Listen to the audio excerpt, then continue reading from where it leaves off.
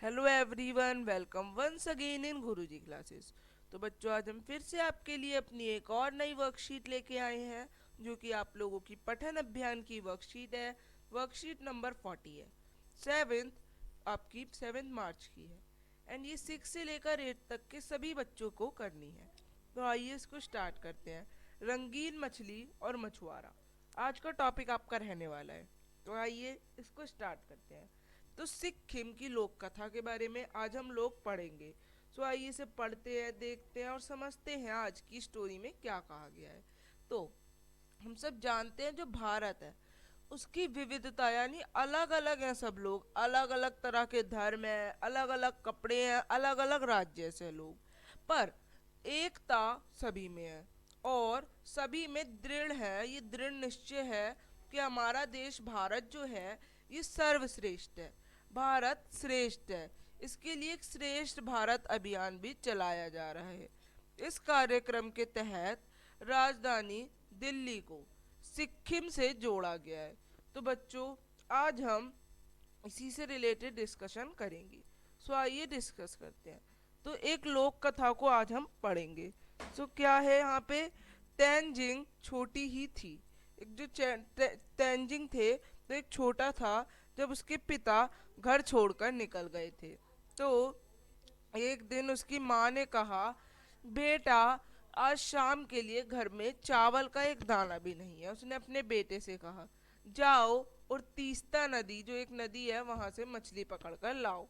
तो माँ की बात मानते हुए तेंजिंग डलिया उठाता है और मछली पकड़ने जाता है।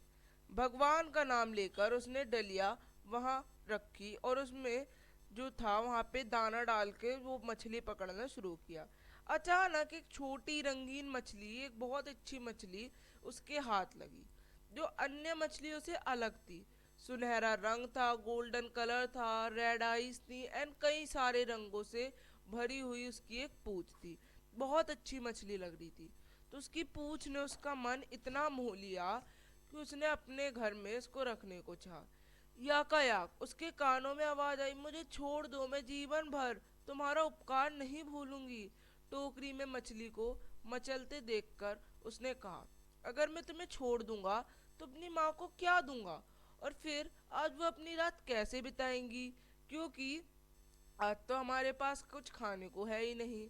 तो मछली बोली, तुम एक बहुत बहादुर लड़की हो, कुछ और अधिक मेहनत करोगे तो ज्यादा सफलता मिलेगी, तुम अधिक से अधिक मछलियां पकड़ लोगे। मुझे छोड़ दो मेरे भाई, इस तरह से वो विनती करती है। पर अगर मैं समय पर घर नहीं लौटा तो मेरी माता पिता बहुत परेशान हो जाएंगे। अब ऐसा लड़का कहता है। तो इसीलिए मैं कह रही हूँ तुम्हें छोड़ दो। मछली कहती है कि मेरे को छोड़ दो। मछली की बात सुनकर उसके मन में मछली पर दया आ गई। वह सोचने लगा, उसे यदि अपने माँ बाप को बिछड़ने का दुख हुआ तो वह इस पाप की भागीदार होगी और उस वो लड़का भी होगा। मछली की बात सुनकर वह बहुत दुखी हुआ और उसने उसको छोड़ दिया। जो उसके पिता से बिछड़ने के कारण उसे हो रहा था दर्द, इसीलिए उसने छोड़ दिया। यह बात मानने में ही वह नदी की ओर लौटा और वहां उस सुनहरी रंगीन मछली को नदी में छोड़ दिया। तेंजिंग टोकरी में अन्य प्रकार की मछलियों को लेकर घर लौटा। रात को माँ का परोसा खाना भी उसे अच्छा नहीं लगा। क्यों नहीं लगा? सपने में तेंजिंग ने उसी सुनहरी मछली को देखा। सुबह जब होती है तो तेंजिंग दलिया और टोकरी लेकर नदी की ओर फिर से जाता है। आज नदी में पहुंचने पर उसने पानी में डाला किसको? खाने को, और उसके बाद मछली पकड़ी। इतने में उसे लगा कि एक सुनहरी मछली पानी में उछलते हुए उसी की ओर आ रही है।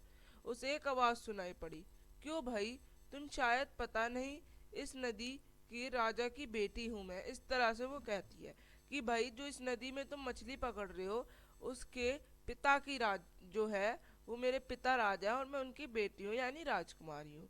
जब मैंने अपने माता पिता से तुम्हारी कृपा के बारे में बताया तो वो बहुत खुश हुए कि उस अच्छे लड़के ने तुम्हें एक जीवन दान दिया, और वो कह रहे थे कि अब हमें तुम्हें उपहार भेजना है।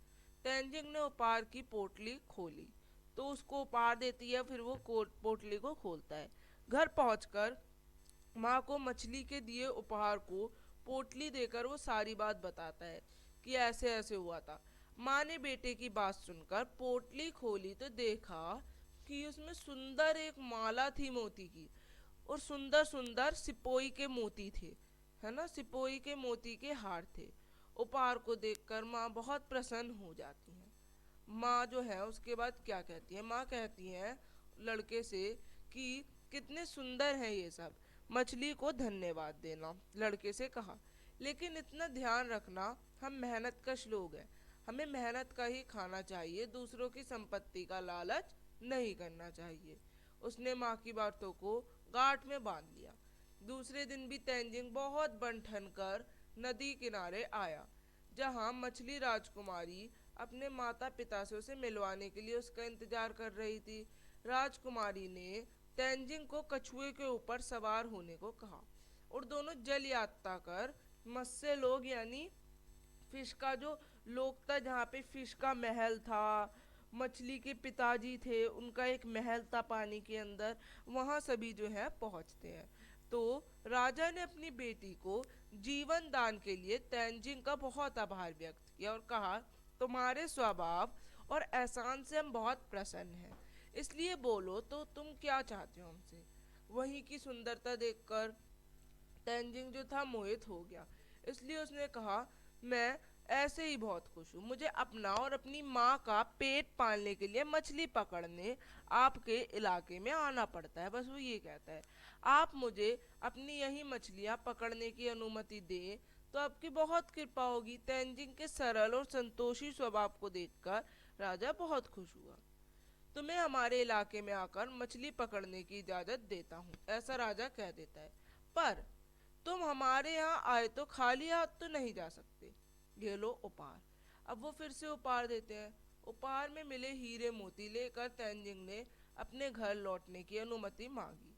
फिर वो घर जाता, दिन भर काम के बोझ से थका हुआ बेचारा एक बार वह राजकुमारी से मिलने अवश्य जाता।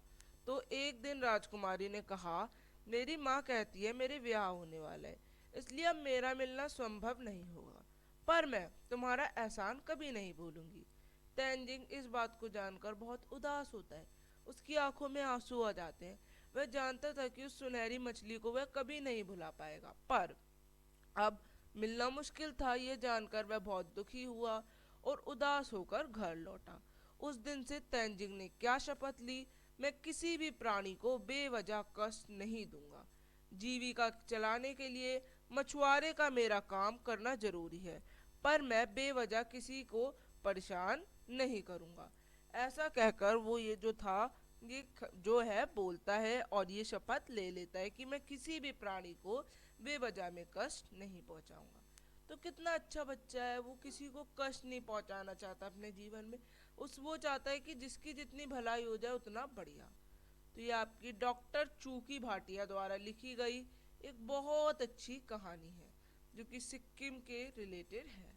सो आप लोगों ने इस कहानी को पढ़ा, बहुत आपको मज़ा आया होगा। अब कुछ क्वेश्चंस करते हैं। अब आपको जिन शब्दों को पढ़ने में मुश्किल लगी उनकी वर्ड और मीनिंग्स लिखने हैं, तो आप लोग यहाँ पे देख सकते हैं। तो डलिया थोड़ा सा मुश्किल शब्द लग रहा होगा। ये एक टोकरी होती है जो कि पतली टहनी की बनी होती है। किस्म प्रकार होते हैं, वेराइटीज।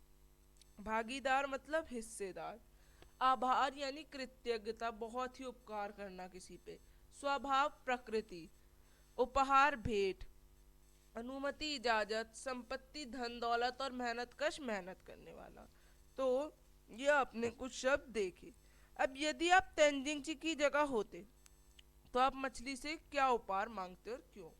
अगर मैं तेंजिंग की जगह होता तो मैं क्या कहता कि मुझे बहुत सारी कहानियों वाली किताब चाहिए, क्योंकि मुझे कहानी पढ़ना बहुत अच्छा लगता है, और कहानियों को पढ़ने से हमें ज्ञान भी मिलता है और अच्छा अनुभव भी प्राप्त होता है। तो हम लोग इस तरह से कह सकते थे बच्चों। अब तीसरा और आखिरी प्रश्न, आपको भी इसी तरह की कोई बहुत अच्छी सिक्किम से रिलेटेड या किसी भी राज्य से रिलेटेड एक लोक कथा ढूंढनी है और उसे अपने फ्रेंड्स एंड टीचर्स के संग शेयर करना है। तो बच्चों ये वर्क आप लोग खुद करेंगे। आप एक कहानी नेट पे सर्च कर सकते हैं, एंड हमारा एक और चैनल है ज्ञान की कहानी बाय SG, वहाँ पे जाके आप लोग इसको सर्च कर सकते हैं। वहाँ पे आपको बहुत सी कहानी मिल जाएगी। आप कोई भी कहानी देखिए और अपने टीचर के संग उसको प्रस्तुत कीजिए। तो मैं चैनल का लिंक आपको डिस्क्रिप्शन में दे दूंगा। Bye everyone, have a nice day. Channel को लाइक करें, सब्सक्राइब करें एंड शेयर करें।